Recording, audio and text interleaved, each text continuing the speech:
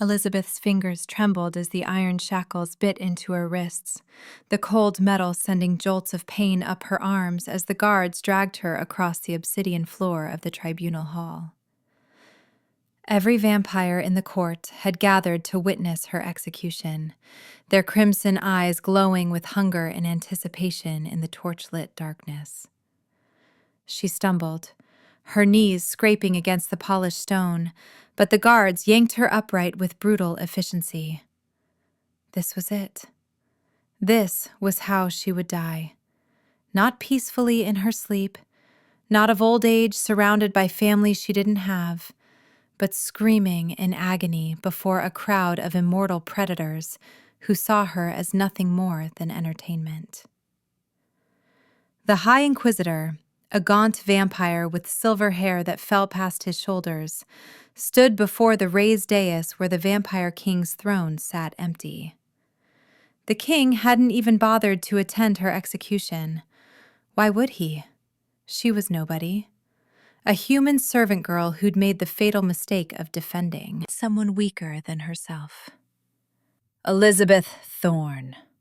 The High Inquisitor's voice cracked through the hall like a whip, silencing the murmurs of the assembled nobles.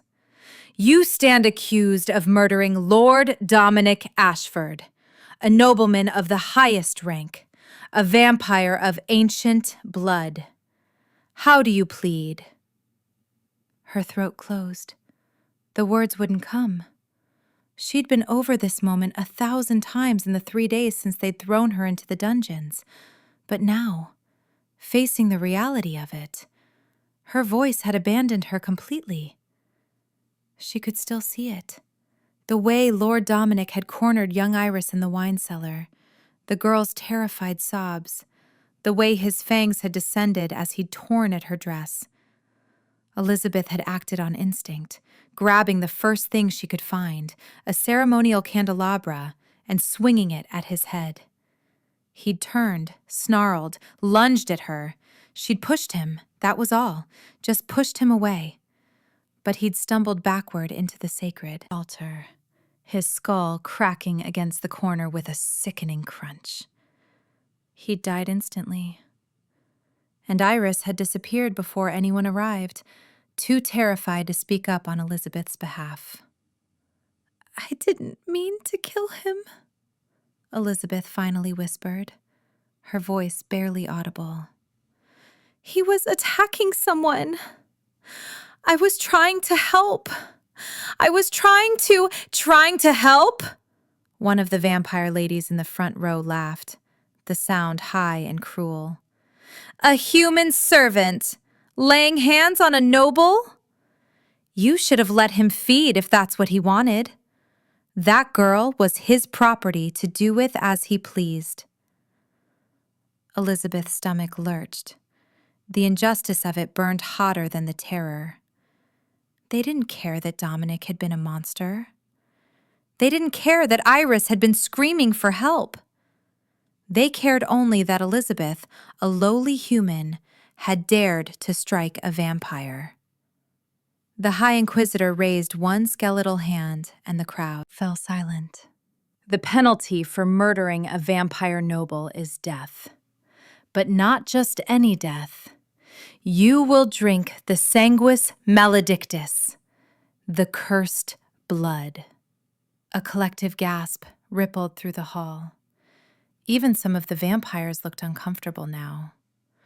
Elizabeth had heard whispers of the cursed blood during her years of service in the palace, though she'd never believed the stories were real. It was blood that had been poisoned by an ancient witch before her execution. Blood that had been stored in the palace vaults for centuries. Any living creature that drank it would die in the most excruciating way imaginable.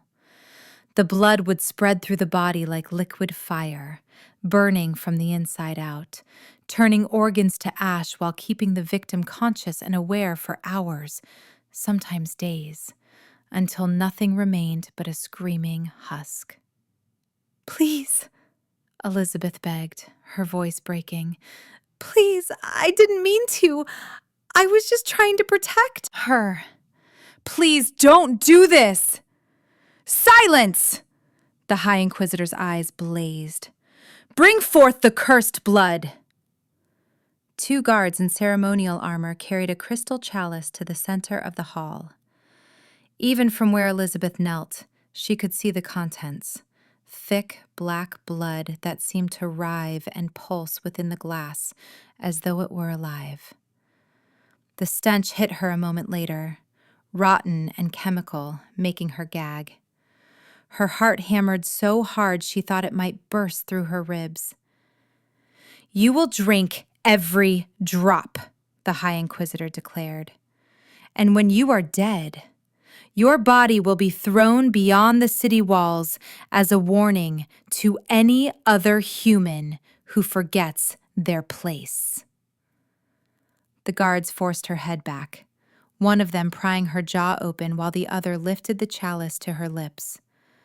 Elizabeth thrashed, trying to break free, but their grip was iron. The first taste of the cursed blood hit her tongue, bitter, burning, wrong in every conceivable way. She choked, tried to spit it out, but they held her nose closed, forcing her to swallow or suffocate. The liquid poured down her throat, thick and cold, and the moment it hit her stomach, the pain began. It wasn't fire like she'd expected. It was worse. It was ice, spreading through her veins like thousands of frozen needles, stabbing into every nerve, every cell. She screamed, the sound tearing from her lungs as her body convulsed. The guards released her, and she collapsed onto the stone floor, writhing as the cursed blood spread through her system. But then something changed. The ice in her veins began to shift, moving with purpose, flowing toward her chest. She gasped, clutching at her sternum as the blood converged on her lungs. It should have stopped her breathing, should have drowned her from the inside, but instead, it rooted there, sinking into the tissue like seeds, taking hold in fertile soil. Her lungs burned, but not with pain, with power. She drew in a breath, and the air itself seemed to ignite. Energy flooded her body, raw and electric, pouring into her bloodstream from her lungs with every inhale. The agony vanished, replaced by a rush of strength so intense it made her vision blur. She could feel the cursed blood being purified with each breath, transformed into something entirely different, something ancient and primal. The hall had gone silent. Every vampire stared at her in shock. "She's still breathing," someone whispered. Elizabeth pushed herself to her knees, then to her feet. Her shackles felt like paper now. She pulled, and the iron snapped like twigs, the metal crumbling to dust in her hands. She looked down at her palms, watching as faint silver patterns appeared beneath her skin, glowing softly in the torchlight, veins of light that pulsed in rhythm with her heartbeat. "Impossible," the High Inquisitor breathed, taking an involuntary step backward. The cursed blood should have killed her within minutes. "What is she?" The massive doors at the far end of the hall burst open, and the temperature in the room dropped 10 degrees in an instant. Every vampire in the hall immediately dropped to one knee, heads bowed. Elizabeth turned, still dizzy from the transformation, and her breath caught. The Vampire King had arrived. Cooper Ravencroft stood in the doorway, and even in her disoriented state, Elizabeth felt the weight of his presence like a physical force. He was tall, powerfully built, with black hair that fell to his shoulders and eyes that burned with ancient crimson fire. He wore black armor etched with silver runes, and the shadows themselves seemed to bend toward him as he walked, as though they were alive and eager to serve. His face was carved from marble, beautiful in the way that deadly things were beautiful, perfect and cold and absolutely terrifying. He moved down the center aisle with fluid grace, his gaze locked on Elizabeth, and she couldn't look away. Couldn't move. Couldn't breathe. Every instinct screamed at her to run, but her legs wouldn't obey. "Someone explain," Cooper said, his voice low and smooth as velvet. "Why there is a human girl standing in my tribunal hall with the markings of the primordial bloodline glowing beneath her skin." The High Inquisitor stammered, his earlier confidence evaporating. "Your Majesty, we didn't... She was being executed for murder, and the cursed blood was administered as protocol demands, but she shouldn't have survived. No one survives the cursed blood." "And yet she has not only survived, she has transformed it." Cooper stopped 5 feet from Elizabeth, studying her with an intensity that made her skin prickle. His eyes traced the silver patterns glowing beneath her flesh, lingering on her throat, her wrists, the pulse point at her temple. "Tell me your name." "Elizabeth," she managed, her voice barely a whisper. "Elizabeth Thorne, Your Majesty." "Elizabeth Thorne." He repeated her name like he was tasting it, rolling it on his tongue. "Do you know what you are, Elizabeth?"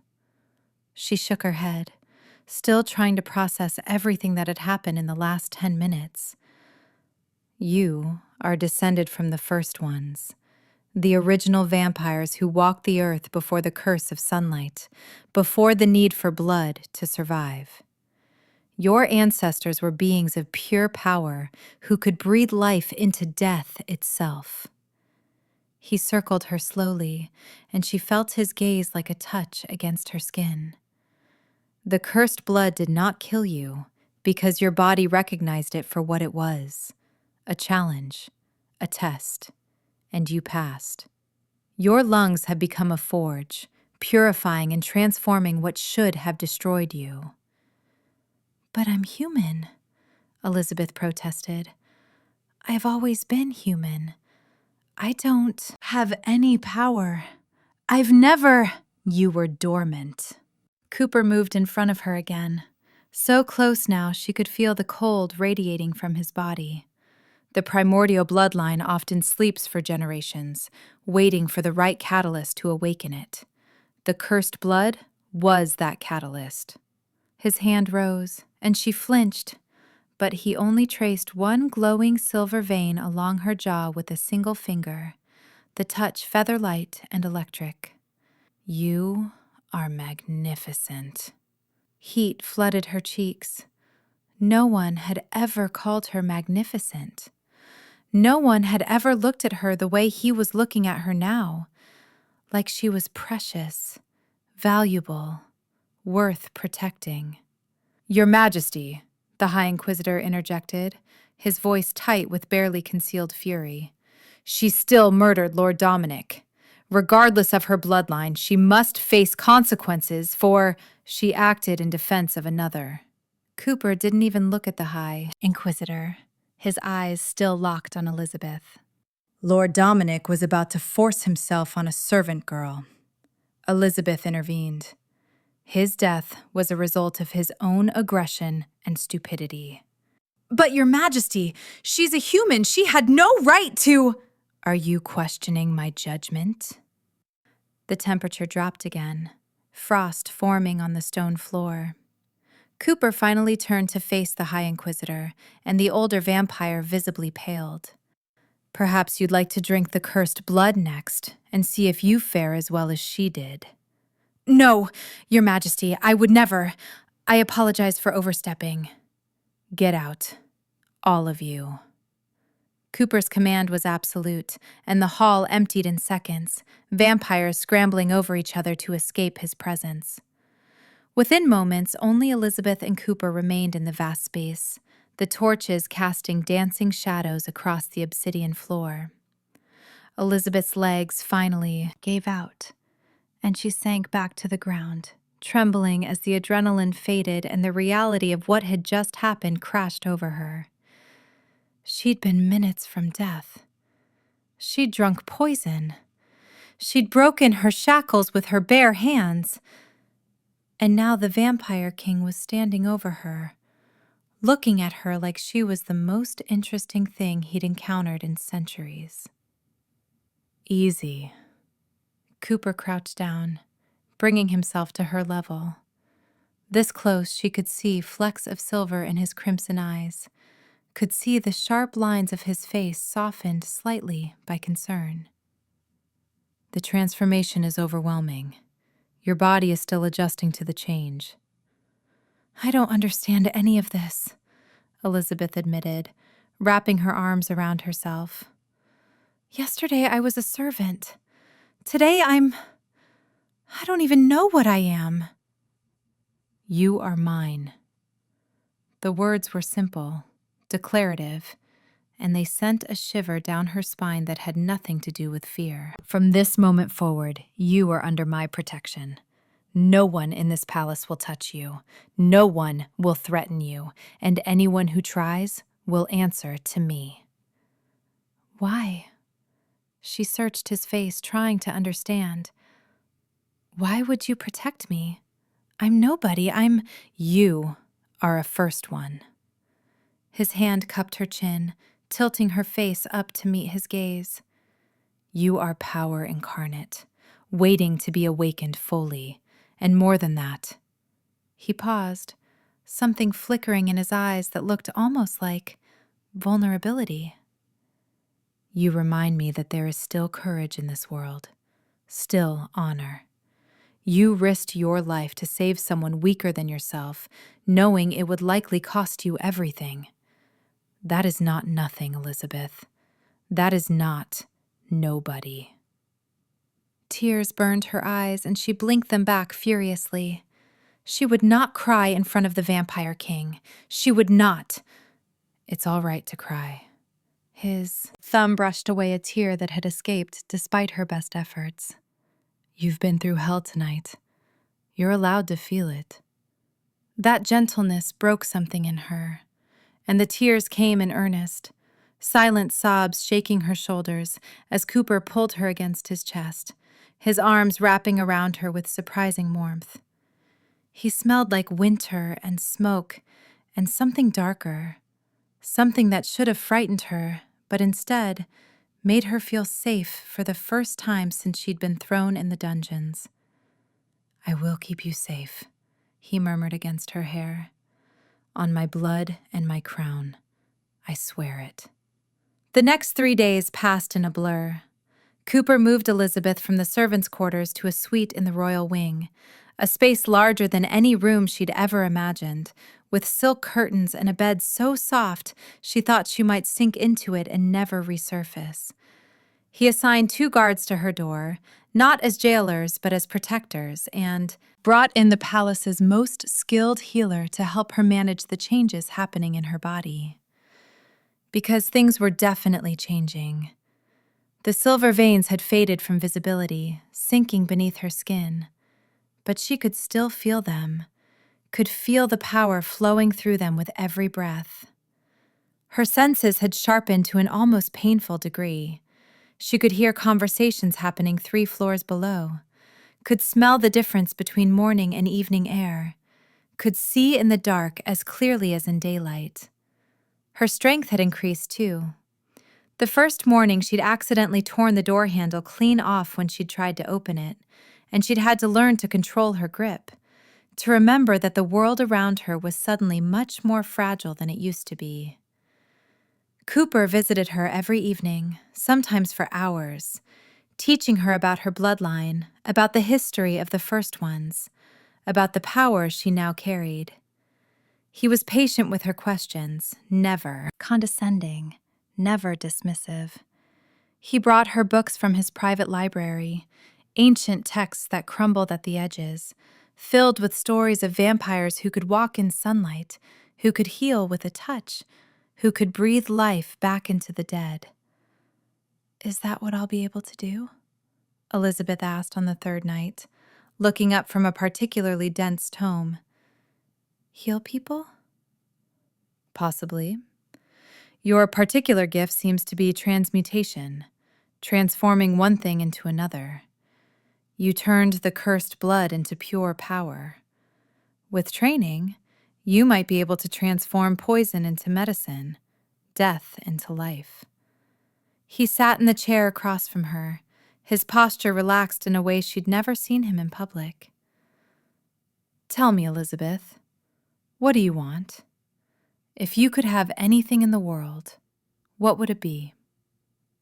She set the book aside, considering the question. A week ago, she would have said freedom. She would have wanted to leave the palace, to find some quiet village where she could live in peace.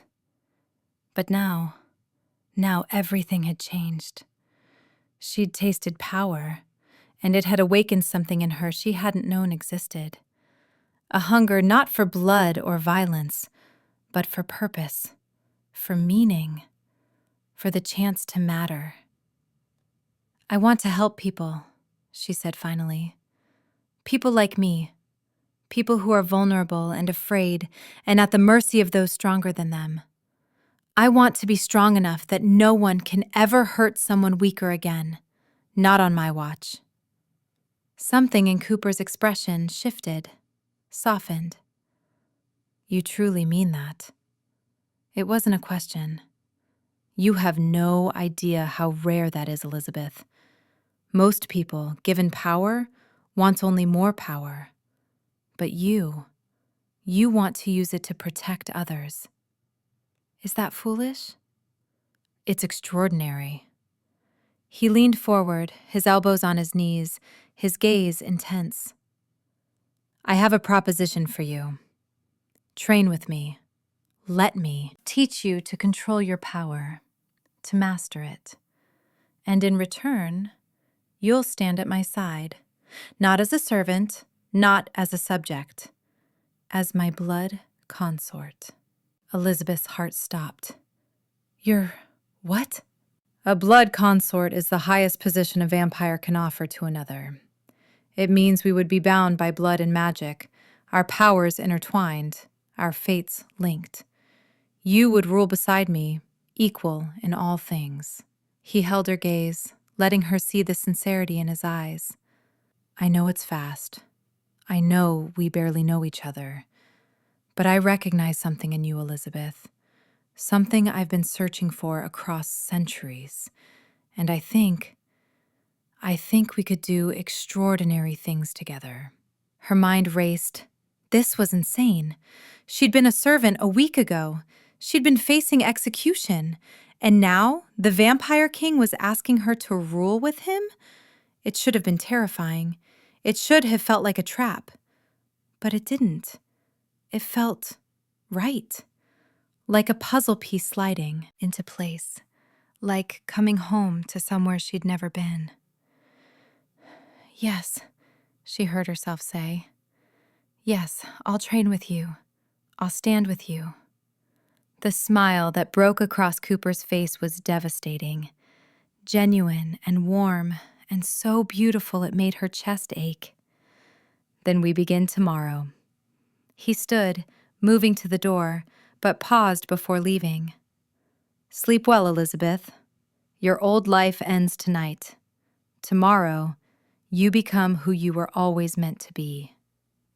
Training was brutal. Cooper pushed her harder than she'd ever been pushed in her life, forcing her to her limits and then past them, teaching her to channel the power in her lungs, to direct it through her body, to use it with precision instead of just raw force. They trained in a private courtyard far from prying eyes, where she could practice without fear of causing damage or being observed by nobles who still whispered about the human girl who'd cheated death. He taught her combat, showing her how to move like a predator, how to use her smaller size and newfound speed to her advantage. He taught her politics, explaining the complex web of alliances and rivalries that governed vampire society.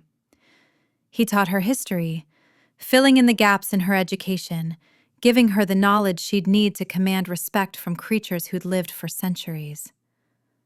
But more than that, he taught her about herself, About the power she carried, yes, but also about her own worth, her own strength. He never dismissed her questions, never made her feel stupid for not knowing something. He listened when she spoke, valued her opinions, treated her like an equal even when she still felt like a scared servant girl playing dress-up.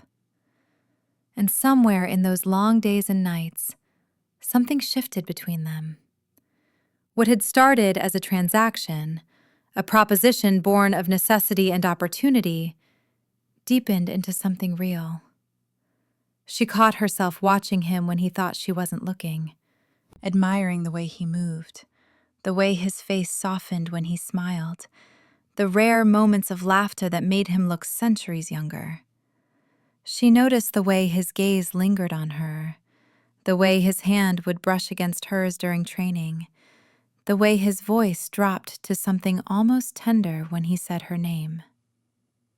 2 weeks after the execution that wasn't, Elizabeth woke in the middle of the night to the sound of shouting in the corridors. She bolted upright, her senses immediately on alert. Smoke. She could smell smoke, acrid and chemical, and beneath it, blood. So much blood. She threw on a robe and yanked open her door. The guards who should have been stationed outside were gone. The hallway was chaos, servants running, screaming, flames licking up the walls. Through the smoke, she saw them. Vampires dressed in black, their faces covered, moving through the palace with deadly purpose. Assassins. "What's happening?" she demanded, grabbing a fleeing servant by the arm. "They're here for the king," the woman sobbed. "They're going to kill him! They're going to—" Elizabeth didn't wait to hear more. She ran, her bare feet pounding against the stone floors, following the sound of clashing metal and inhuman screams toward the throne room. The power in her lungs ignited, flooding her system with strength and speed, and she moved faster than she'd ever moved before, becoming a blur of motion. She burst into the throne room to find Cooper surrounded. 20 assassins, all armed with silver blades, all moving with coordinated precision. He was holding them off, his movements a deadly dance, but there were too many. Even as she watched, one blade got through his defenses, slicing across his ribs. Black blood splattered the floor. "No!" The word tore from Elizabeth's throat, and with it came something else. Power. Raw and uncontrolled, exploding outward from her lungs in a wave of silver light. It hit the assassins like a physical force, sending them flying backward, their bodies slamming into walls, their weapons clattering to the ground. She didn't think. She just moved, her body acting on pure instinct and 2 weeks of brutal training. The first assassin who came at her met her fist, and she felt his jaw shatter under the impact. The second tried to stab her, but she caught the blade with her bare hand, the silver burning her palm, and crushed it to dust. The third, fourth, fifth. She moved through them like wind through leaves, every breath feeding her power, every exhale releasing it in controlled bursts that knocked her enemies aside. When the last assassin fell, she stood, panting, in the center of the throne room, her hands glowing with residual silver light, her robe torn and bloodied. Cooper was leaning against his throne, one hand pressed to his wounded side, staring at her with something like awe. "That was—" He coughed, wincing. "That was incredible." "You're hurt." Elizabeth rushed to his side, her hands hovering over the wound, uncertain. "Tell me what to do. How do I help you?" "You can't. Silver wounds take time to heal, even for me. I just need—" "No!" She pressed her palm directly against the wound, ignoring his sharp intake of breath. "I can heal. You said I could transform death into life. Let me try." She closed her eyes and breathed, drawing power from her lungs, pushing it through her palm into his body. At first, nothing happened. Then she felt it, the silver poison in his blood trying to spread, trying to kill. She breathed again, harder, and willed the power to change it, to transform it, to purify it the way she'd purified the cursed blood in her own veins. The silver light beneath her skin blazed brighter, and she felt the poison shift, felt it break down and dissolve, felt new tissue knitting together where the blade had torn. Cooper gasped, his hand coming up to cover hers, his eyes wide. "It's working. Elizabeth, it's actually—" The wound closed completely, the skin sealing as though it had never been broken. She sagged, suddenly exhausted, and Cooper caught her, pulling her against his chest. "You saved my life." His arms tightened around her, his face buried in her hair. "You incredible, foolish, beautiful woman. You saved my life." "Had to," she mumbled against his chest. "Can't roll beside you if you're dead." He laughed, the sound rough and slightly unhinged, and pulled back just enough to cup her face in his hands. "Marry me." The words came out urgent, desperate. "Not as a political move, not as a blood consort arrangement. Marry me because I am completely, irrevocably in love with you, and I cannot imagine spending another century without you at my side." Elizabeth's heart soared, tears spilling down her cheeks even as she smiled. "Yes," she breathed. "Yes, Cooper, yes." He kissed her then, and it was nothing like she'd imagined. It was warm despite the cold of his body, gentle despite his strength, filled with promise and passion and a devotion so fierce it stole her breath. When they finally broke apart, both of them were trembling. "I will spend eternity proving myself worthy of you," he murmured against her lips. "Every day, for the rest of our immortal lives, I will show you exactly how precious you are to me." "Immortal lives?" Elizabeth raised an eyebrow. "Are you saying—" "You didn't think the first ones were mortal, did you?" He brushed a strand of hair from her face. "You'll never age, Elizabeth. You'll never die. You have all the time in the world to perfect your power, to change this kingdom, to make it into something better than it's ever been." The weight of that should have been terrifying. Instead, it filled her with hope so bright it hurt. The wedding took place a month later, once the palace had been secured and the conspiracy behind the assassination attempt had been rooted out and destroyed. It turned out the High Inquisitor had orchestrated the attack, furious at being humiliated and determined to eliminate both Cooper and Elizabeth in one strike. He'd paid the ultimate price for his treachery. Cooper had executed him personally, efficiently, showing no mercy to those who'd threatened his mate. Elizabeth stood in the royal chambers, wearing a gown of midnight blue silk embroidered with silver thread that matched the veins of power beneath her skin. Her hair had been woven with tiny diamonds that caught the light like stars. She looked at herself in the mirror and barely recognized the woman staring back, confident, powerful, beautiful. So different from the terrified servant girl who'd knelt in the tribunal hall facing death. "You look like a queen," a soft voice said from the doorway. Elizabeth turned to find Iris, the girl she'd saved, standing there with tears streaming down her face. The girl had come forward after the assassination attempt, finally brave enough to testify about what Lord Dominic had tried to do, how Elizabeth had saved her. Cooper had elevated her to the position of Elizabeth's personal handmaiden, and the two had formed a bond stronger than blood. "I feel like I'm pretending," Elizabeth admitted. "Like any moment I'll wake up and find myself back in the servants' quarters." "You're not pretending. You're exactly where you belong." Iris moved forward, adjusting Elizabeth's veil. "You gave me my life back. You gave all of us hope. Every human servant in this palace knows what you did, knows what you are. You're not just going to be Cooper's queen. You're going to be our queen, and we will follow you anywhere."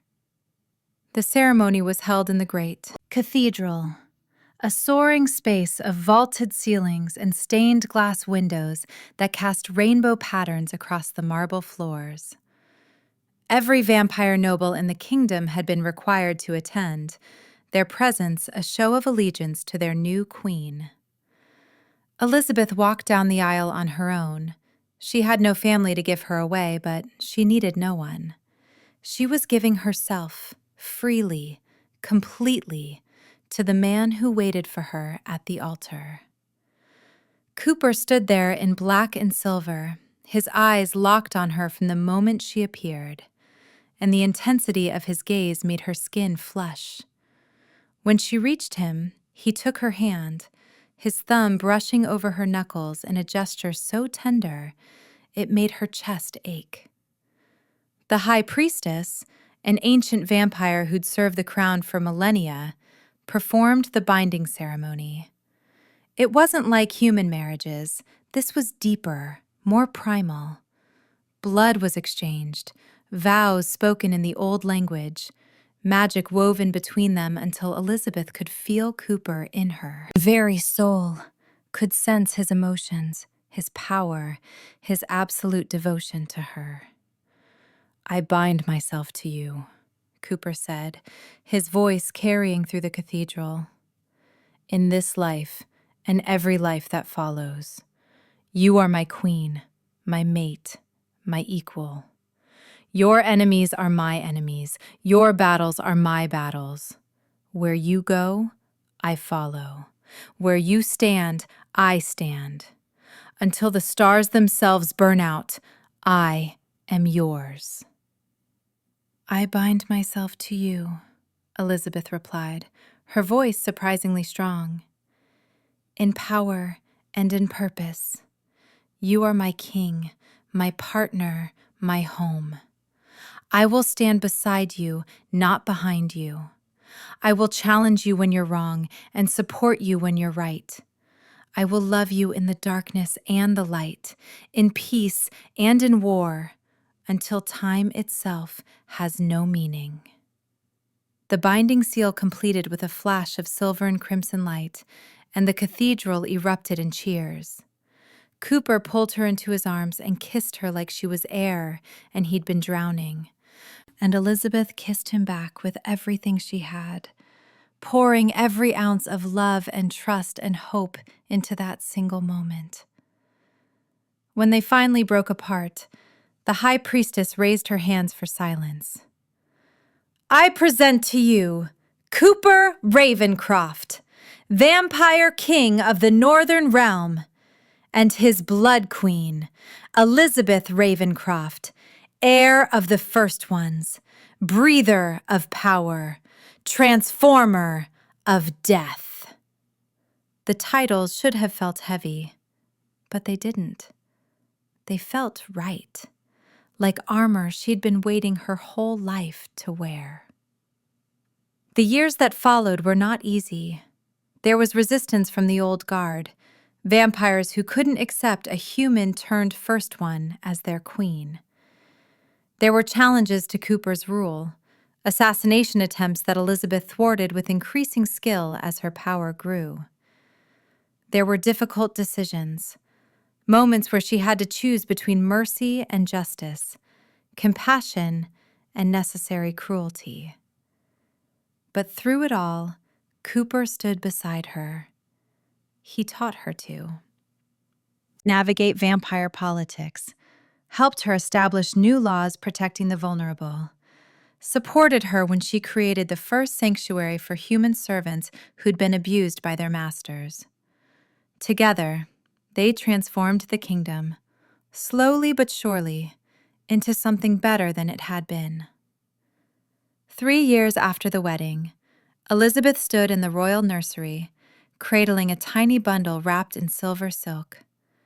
The baby girl in her arms had Cooper's dark hair and her mother's silver-veined eyes, a perfect blend of vampire and first one, the first of a new bloodline that would change the world. She looked up as Cooper entered, his face soft with wonder as he approached. "She's perfect." He reached out to touch their daughter's tiny hand, and the baby immediately gripped his finger. "We made this. We made her." "We did."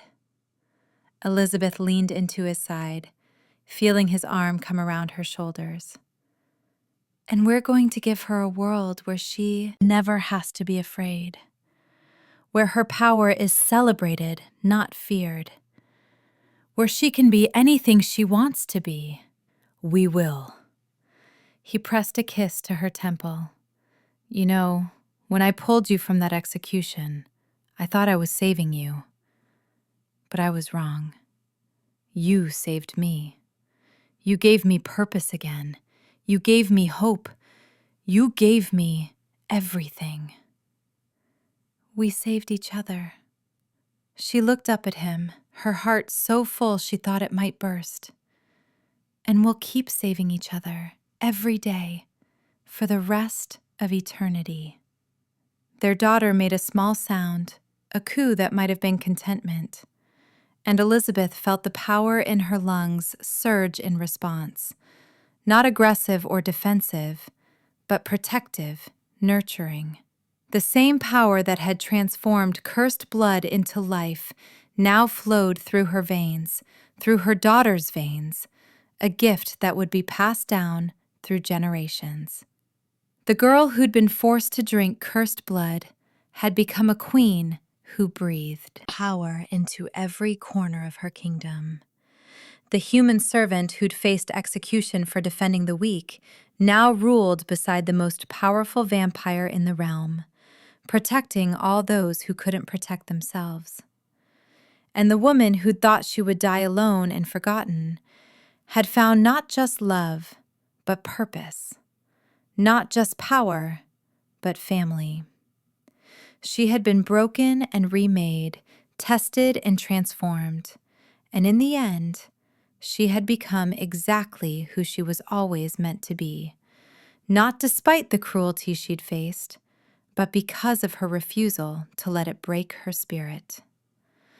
Elizabeth Ravencroft, Blood Queen, breather of power, stood in her nursery with her mate and her daughter, and felt nothing but peace. The cursed blood that had been meant to kill her had instead revealed her true nature, and that nature was not death, but life. Not destruction, but transformation. Not ending, but beginning. She looked down at her daughter, at the silver light already glowing faintly beneath the baby's skin, and smiled. This was just the start. The first chapter of a story that would span centuries, a legacy that would change the world. And she couldn't wait to see what came next. Did you like this story? Big shout out to our viewers from Arkansas, London, Los Angeles, California, Oklahoma, San Jose, California, Indianapolis, Las Vegas, Denton, Texas, and more. Thank you all so much for your support. Mwah. To our growing viewers, if you want a part 2, comment part 2 and which state you're watching from so I can give you a shout out in the next video. Don't forget to subscribe so you can stay updated on our next uploads. Thanks for watching!